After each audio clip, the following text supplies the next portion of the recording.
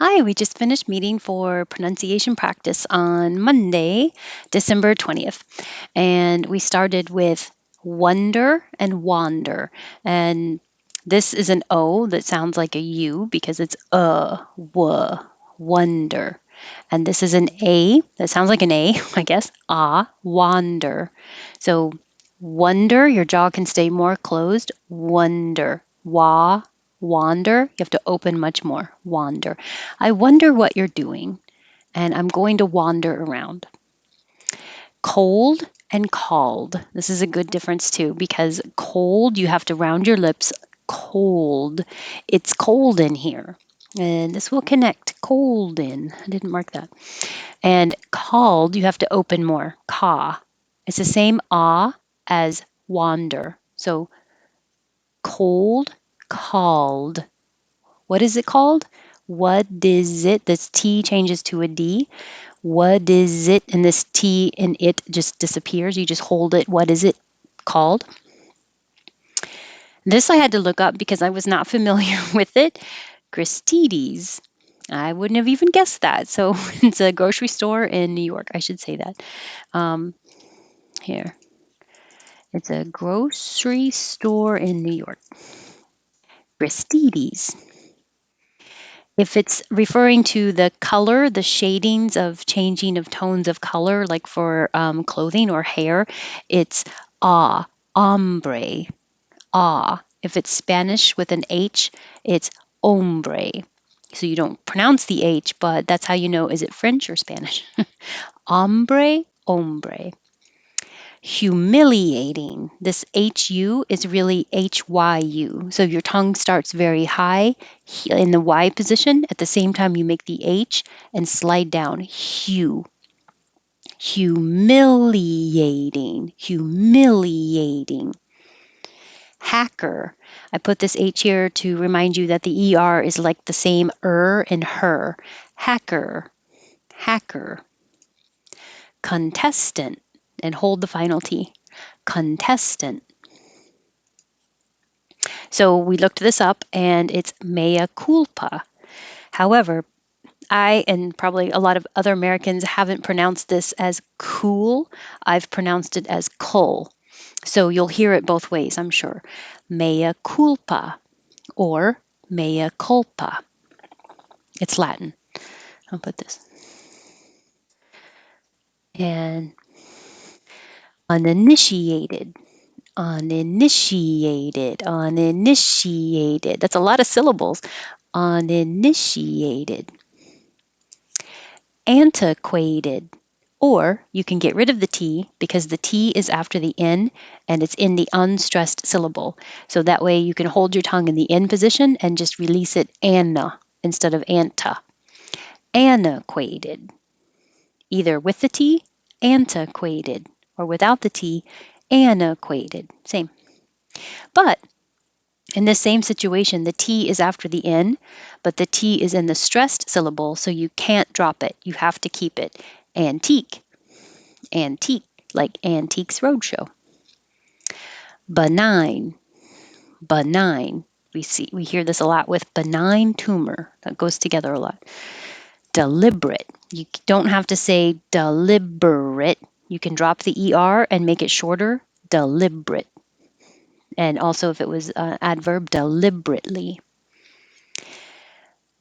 S. This AE is pronounced like, forget the A is there, S.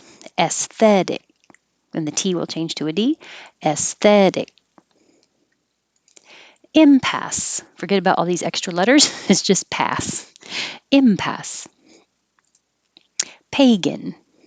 Pagan. Gumption. It has a P here, but because you're closing your lips for the M, you don't have to make a P gumption. Just hold them shut. Gumption.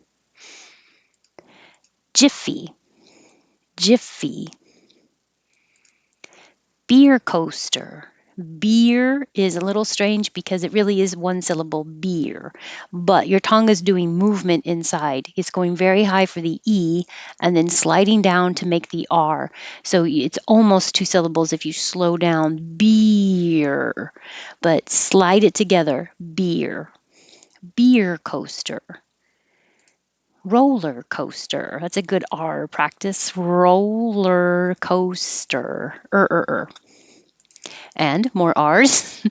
Pilfer. And the person who does it, pilferer, steal stuff. Pilferer. In this case, for both of them, hold your tongue in the L position all the whole time until you're making the F. Your top teeth touch your bottom lip. Pilfer. If you don't hold your tongue in the L position the whole time you're ready to make the F, it won't sound like you are making an L. Pilfer. It doesn't sound the same. Piffer, piffer, instead of pilfer, pilfer. Moment, moment. And beer, without the D, will sound the same as beard, a guy's hair, um, if that's at the end of the sentence. I like your beard. I'm saying this one with a D, but you're not hearing it because I'm not releasing it. It will release if the next word begins with a vowel. Your beard is cool. Beard is.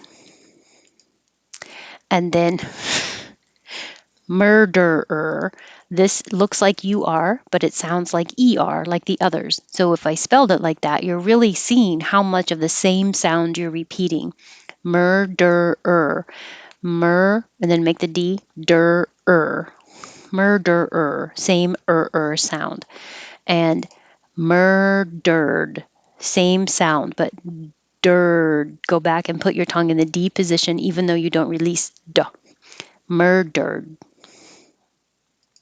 And then some fun stuff, some casual speech. Instead of I don't know, I dunno. And it sounds like duh, no, I dunno. I dunno. You don't say dunno, it's always dunno. And going to changes to gonna. We write it like this conventionally. I don't know why, because it really is a UH sound. Guh, no. It's the same sound, gonna. And the same for want to, changing to wanna. We write it with A's, but we pronounce it the same sound, wanna. And what I'm, putting that together, the T changes to a D, what I'm. So I wanna go, but I don't know if I'm gonna go. I want to go. So you're emphasizing that you want to, but you don't know if you're going to. So those will be stretched, but the dunno is not emphasized. It will be shorter. I want to go, but I don't know if I I want to go, but I don't know if I'm going to go. And I don't know what I'm going to do. It can be said so many different ways depending on the context. I don't know what I'm going to do. I don't know what I'm going to do. I don't know what I'm going to do. Do you? So, which word you stress is going to change the meaning, and that's totally up to you. I don't know. What do you want to do? That's it. Um, Thank you for coming if you were here, and if not, I hope you can join us another time, Mondays at 6 Eastern, and I'll hopefully see some of you tomorrow. Thanks. Have a good night.